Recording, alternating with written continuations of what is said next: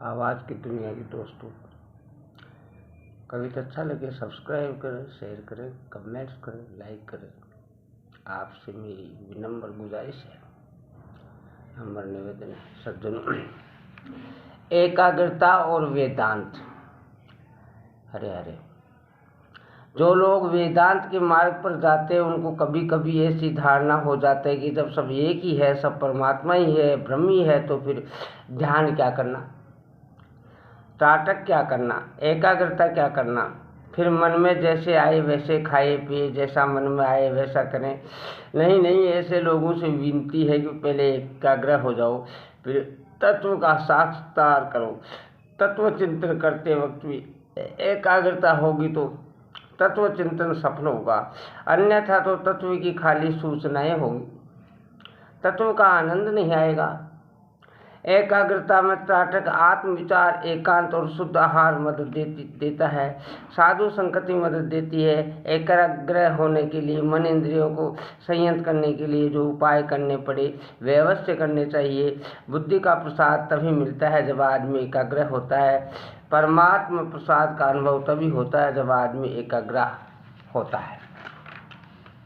मनमानी एकाग्रता आसुरी भाव में मुड़ सकती है। गुरुमुख होकर एकाग्र हो तो वही एकाग्रता परमात्मा भाव में परिणित होती है, तत्व साक्षात्कार में परिणित होती है। इंद्र और विरोचन।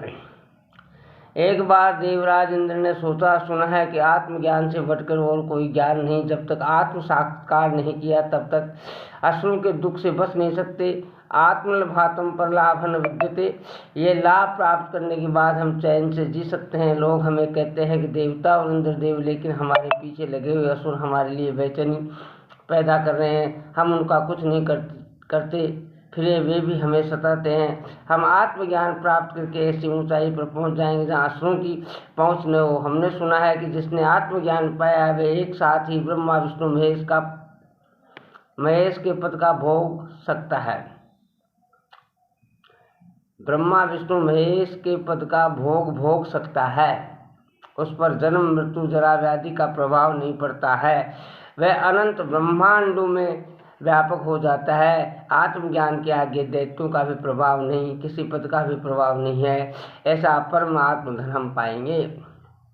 ये लब्धाच अपरम लाभ मनते नाधिकम ततः यस्मिन् स्थितो न दुखेन गुराणापि विचाल्यते। भगवत गीता। जिस लाभ को प्राप्त होकर उससे अधिक दूसरा कुछ भी लाभ नहीं माना जाता, और जिस अवस्था में स्थिति होगी बड़े भारी दुख से भी चलायमान नहीं होता, ऐसे आत्मलाभ में हम स्थिर होंगे। देवों के बीच ऐसा विचार विमर्श हुआ। असुरों के गुप्त देवों के पीछे लगे हुए थे। शत्रु हमेशा सामने वाले पक्ष में क्या होता है ये जानने के लिए सक्रिय रहते ही है। असुरों को पता चला है कि सबसे बड़ा आत्मज्ञान है, उसको पाने के लिए देवता लोग तैयारी कर रहे हैं। जिस ज्ञान को पाने के बाद आदमी को दुख नहीं होता, वह ज्ञान पाकर फिर हम युद्ध करेंगे तो हमको भी दुख नहीं होगा। देवताओं को पराजित करने के लिए हम ब्रह्मा जी के पास जाकर पहले आत्मज्ञान ले आएंगे। उसी आत्मज्ञान के बल से उन सबको कुचल डालेंगे। असुरों का राजा विरोचन और देवों का राजा इंद्र, इन दोनों आगे वालों ने सोचा कि पहले हम आत्मज्ञान पा लें, बाद में अपनी प्रजा को आत्मज्ञानी बना देंगे। वे दोनों गए ब्रह्मा जी के पास। अंतर्यामी ब्रह्मा जी ने दोनों के आगमन का कारण तो जान लिया, फिर भी उनकी ओर ध्यान नहीं दिया, चुप बैठे रहे।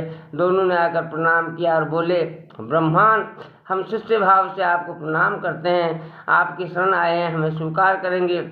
32 वर्ष तक वे ब्रह्मचार्य व्रत धारण करके ब्रह्मा जी के चरणों में रहे और सेवा शुश्रूषा की। ब्रह्मा जी ने देखा कि इन्होंने ब्रह्मचार्य व्रत का पालन किया है, इनकी बुद्धि सूक्ष्म हुई होगी, तेजस्वी हुई होगी।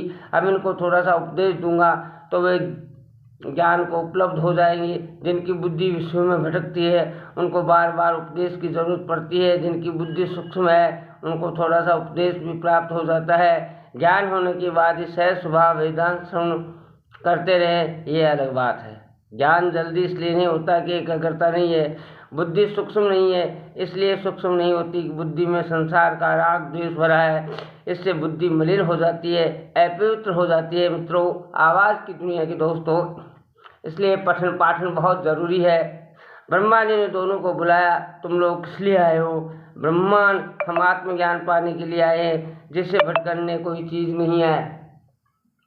एकाग्रता भावों के आवेग को रोकती है। भक्ति में लोग भाव के आवेग में आ जाते हैं। ठोंठ हृदय से तो भावों के आवेग में आने वाला ठीक है, लेकिन तत्व ज्ञान के आगे वे भाव वे कुछ नहीं है।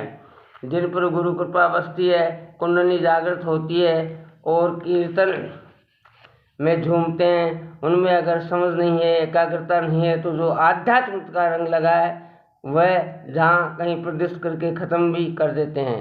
आत्मविद्या या कुंडली योग की विद्या प्रदर्शन के लिए नहीं है, बल्कि पताने के लिए है। संसारी आदमी 4 पैसे कमाता है तो न जाने क्या क्या खाते बनाता है। 1 नंबर 2 नंबर बेटे के नाम से, बेटी के नाम से, पत्नी के नाम से देश में प्रदेश में विभाजित करके धन छुपा लेता है। सांसारिक तुच्छ वस्तुएं संभालने के लिए लोग युक्तियाँ आजमाते हैं, तो ये आध्यात्मिक खजाना तो विवेक पूर्वक ही संभालना चाहिए। कहाँ पूरी मस्ती में आकर मुक्त रीति से झूमना और कहाँ मस्ती संयंत्र कर लेना, ये सावधानी समझ लेना चाहिए। ब्रह्मा जी ने सोचा हम इनका बेड़ा पार हो जाए, ये लोग भले ब्रह्मा जी नाम धारण न करें, लेकिन मैं ब्रह्मा जी जिससे ब्रह्मा जी हूँ, ऐसे वे ब्रह्ममय हो जाएं। ब्रह्मा जी ने कृपा करके उन्हें ब्रह्म ज्ञान का उपदेश देना प्रारंभ किया। है सुरनायक और असुरनायक सुन, ये जो दिखता है वह सब ब्रह्म है, वह शुद्ध है, शांत है, आनंद घन है। वही ब्रह्म परमात्मा प्राणी मात्र का आधार है। वही ब्रह्म परमात्मा मेरा, विष्णु जी का, महादेव जी का, कीड़ी का, कुंदर का, सबका आधार है। वही तुम्हारी आंखों से देख रहा है। जिसको पाए बिना जीव अभागा रह जाता है। और कुछ सार नहीं, तुम लोग भाग्यवान हो कि ब्रह्म विद्या के लिए आए हो।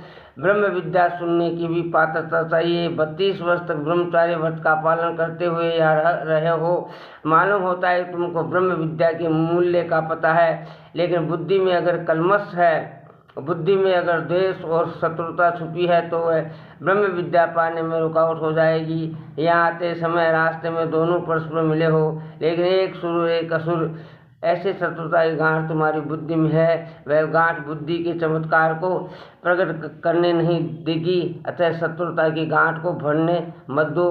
दोष ठीक नहीं है। हरे हरे आवाज़ की दुनिया के दोस्तों, भाइयों बहनों, सत्संग प्रेमियों, सज्जनों, सब्सक्राइब फ्री है, महती कृपा करें, आपसे विनम्र अनुरोध है।